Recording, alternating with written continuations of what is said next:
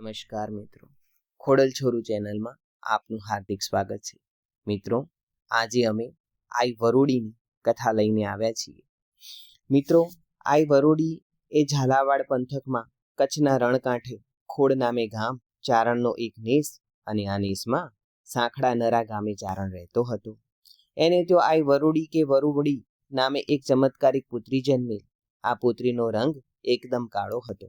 તેના મુખમાં કાળા લોઢા જેવા બે દાંત આગળ નીકળ્યા હતા. એના જન્મ સમયે સાંખડો ચારણ જુનાગઢ ગયો હતો. આવી કદરૂપ બાળકીનો જન્મ થતાં જ આ કોઈ ડાકણ છે એમ માની લઈ એના સગા વહાલાએ જન્મેલી બાળકીને તરત જ જમીનમાં દાટી દીધી. પણ આ તો દૈવી અંશ લઈ અવતરેલી એક શક્તિ હતી. તેણે પોતાના મા બાપને જુનાગઢમાં સપનોમાં આવીને કહ્યું, મને વિરૂપ જોઈ તારા સગાએ જીવતી જમીનમાં ભંડારી દીધી છે.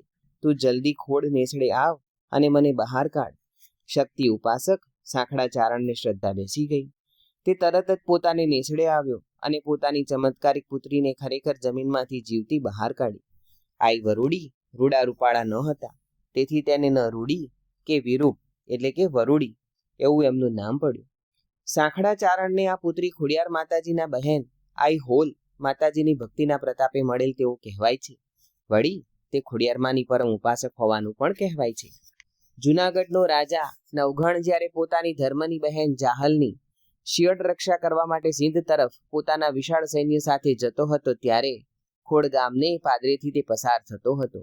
ત્યારે 8 થી 10 વર્ષના આઈ વરુડી નવઘણના માર્ગ વચ્ચે ઊભા રહી અને તેના લશ્કરને પરાણે ભોજન લેવા રોક પાડી છે. રા નવઘણે ઘણું સમજાવ્યું કે આઈ, મારી સાથે મોટું લશ્કર છે, એમની સગવડ અહીં નહીં થાય. પણ આઈ વરુડી બોલી, ફિકર ન કરો વીરા, અહીં જગદંબાના રખવાડા છે. તે પછી આઈ વરુડીએ એક નાની દોણીમાં 1 શેર ભાત અને દૂધ રાંધ્યા.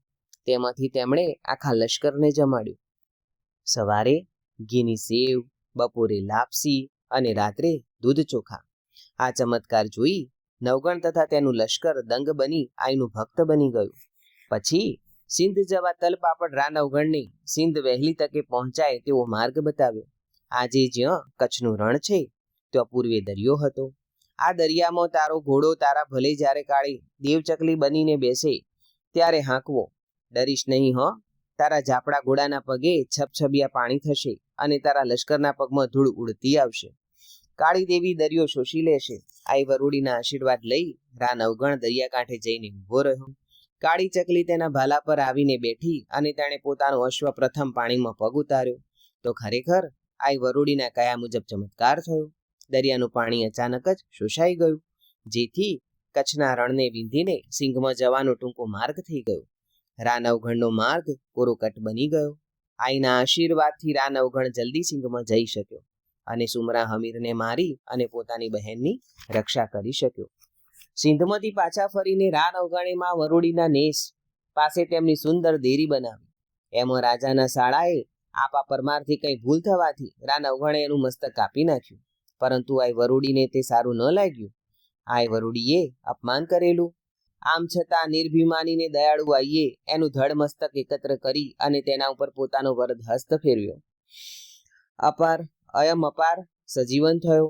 આજે ખોડુ બંદર તથા વાંકાનેરથી થોડા માઇલ દૂર વરડુસર ગામે આઈ વરુડીના મંદિરો છે. એકવાર આઈએ 6 લાખ સાધુઓને જમાડવાનો ચમત્કાર કરેલો.